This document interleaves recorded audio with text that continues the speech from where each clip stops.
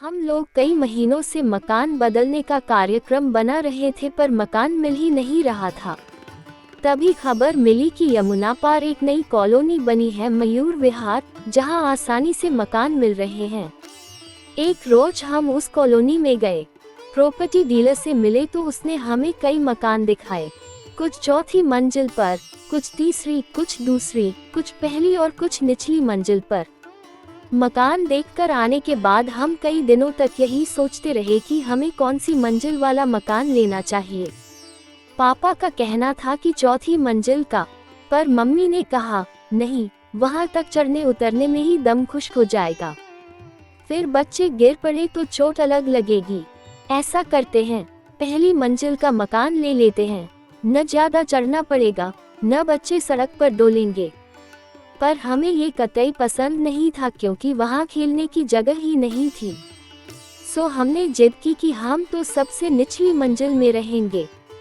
Mummy papa को हमारी जिद के आगे झुकना पड़ा।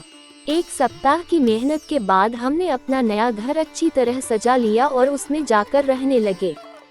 अभी वहाँ रहते हमें 2 ही दिन हुए थे कि किसी ने हमारा दरवाजा खटखटाया। जैसे ही दरवाजा खुला, एक महिला भीतर आई और मम्मी से बोली, बहन जी नमस्ते, मैं आपके ऊपर वाले फ्लैट में रहती हूँ। हमारी बेबी ने कंघी ऊपर से आपके लॉन में गिरा दी है, जरा उठा दीजिए। मम्मी ने कंघी उठाकर दे दी। उसके बाद कभी उनकी बेबी, तो कभी दूसरी मंजिल वाली की बेबी, तो कभी तीसरी, तो कभी चौथी मंजिल वाली की बेबी कोई न कोई चीज गिरा देती।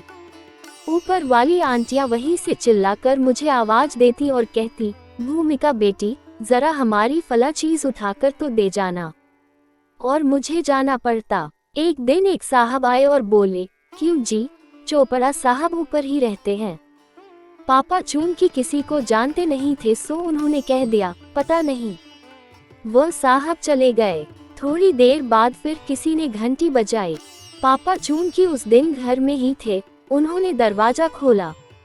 सोचा कोई मेहमान आया होगा, पर सामने एक भिखारी खड़ा था। उसे 10 पैसे देकर किसी तरह टाला और दरवाजा बंद किया। तभी तार तार तार दरवाजा पीटने की आवाज आई। पापा को बहुत गुस्सा आया कि अजीब बदतमीज आदमी है जो घंटी न बजाकर दरवाजा पीट रहा है। जब दरवाजा खोला तो देखा वहाँ तो कोई नहीं है। हाँ, दरवाजे पर कई अखबार जरूर पड़े थे। पापा हैरान, इतने अखबार, हम तो केवल 2 अखबार मंगवाते हैं। तभी उनकी समझ में आ गया कि जरूर अखबार वाला जल्दी में सबके अखबार हमारे ही दरवाजे पर फेंक गया है। मेरी फिर परेड हुई। पहली मंजिल से चौथी मंजिल तक के दरवाजे खटखटाकर उन्हें अखबार पहुंचाना पड़ा। अभी मैं नीचे पहुंची ही थी कि फिर किसी ने घंटी बजाई। पापा ने दरवाजा खोला तो सामने एक सज्जन खड़े थे। वह बोले, नमस्ते जी, मैं इत्थे पड़ोस में रेंदा हूँ। सानू ये दसो इत्थे कच्चा दूध मिलदा है। पापा ने कहा, नहीं। होर जी मेहरी नौकर वगैरह। पापा ने कहा, पता नहीं। वे बोले, अजी पता तो त्यानू जरूर होगा, तुसी पुराने वाशिंदे हो। खैर कोई गल नहीं, मैनू कोई छेती लोड़ नहीं हैगी, जदों तुहानू कोई देख जाए साडे घर भेज देना। ये कारड रख छोड़ो, इस दे विच साडा नाम होर इधरस छप पाए। उनके जाते ही पापा सिर पकड़कर बैठ गए। तभी दरवाजा खुला देख वही सज्जन एक और आदमी के साथ आ गए जो सुबह सवेरे चोपड़ा साहब को पूछते आए थे। वे आते ही बोले, नमस्कार जैन साहब, मैं आपका पड़ोसी हूँ, 3rd फ्लोर पर रहता हूँ। आपसे परिचय नहीं था ना, सो आज हमारे मेहमान को बहुत परेशान होना पड़ा। खैर अब याद रखना जी, मैं चोपड़ा हूँ, 3rd फ्लोर पर रहता हूँ, कोई आकर पूछे तो बता देना। अच्छा नमस्ते, फिर मिलेंगे। पापा का पारा 7वें आसमान पर पहुँच गया। वे बेचारे अभी सुबह की चाय तक नहीं पी सके थे। उन्होंने झट से दरवाजा बंद किया और फिर गुमसुम बैठ गए।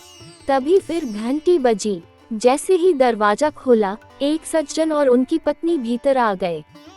आते ही बोले, माफ करना भाई साहब, हम दूसरी मंजिल वाले सक्सेना साहब से मिलने आए थे, पर वे तो है नहीं, उनके बच्चे के लिए यह मिठाई का डिब्बा लाए थे, आप उन्हें दे देना। और कहना वर्मा जी आए थे। अच्छा भाई साहब, चले, पहले ही बहुत देर हो गई है। जैसे ही वे बाहर जाने के लिए उठे, मैं दरवाजा बंद करने के लिए उनके पीछे पीछे चल दी। मुझे रोकते हुए पापा बोले, रहने दे भूमिका, फिर कोई आएगा तो फिर खोलना पड़ेगा। तभी पोस्टमैन आया और बोला, क्यों जी, सक्सेना साहब कहाँ गए? पापा को गुस्सा तो आ ही रहा था। उन्होंने कहा, मुझे नहीं मालूम, मुझसे कहकर नहीं गए। पोस्टमैन बोला, साहब उनका तार है, जब वह आए तो उन्हें पोस्ट ऑफिस भेज देना। और वह चला गया। उसके जाते ही पापा बाथरूम चले गए। मैं अपना होमवर्क करने अपनी स्टडी में चली गई और मम्मी रसोई में नाश्ता बनाने लगी। अचानक मम्मी के चीखने की आवाज़ सुनकर मैं और पापा ड्राइंग रूम में आए तो देखा सक्सेना साहब के बच्चे के लिए वर्मा साहब जो मिठाई का डिब्बा दे गए थे उसे इत्मीनान से एक कुत्ता खा रहा था। यह नज़ारा देखते ही पापा ने अपना सिर पीट लिया और बिना नाश्ता किए ही घर से चले गए। 2 घंटे बाद जब पापा लौटे तो उनके साथ एक ट्रक भी था। आते ही उन्होंने मम्मी से कहा, हम तो बाज आए, निचली मंजिल का घर न हुआ सूचना केंद्र हो गया। झटपट सामान लपेटो। मैंने सादतपुर गांव में 1 मंजिल मकान किराए पर ले लिया है, अब हम वहीं रहेंगे।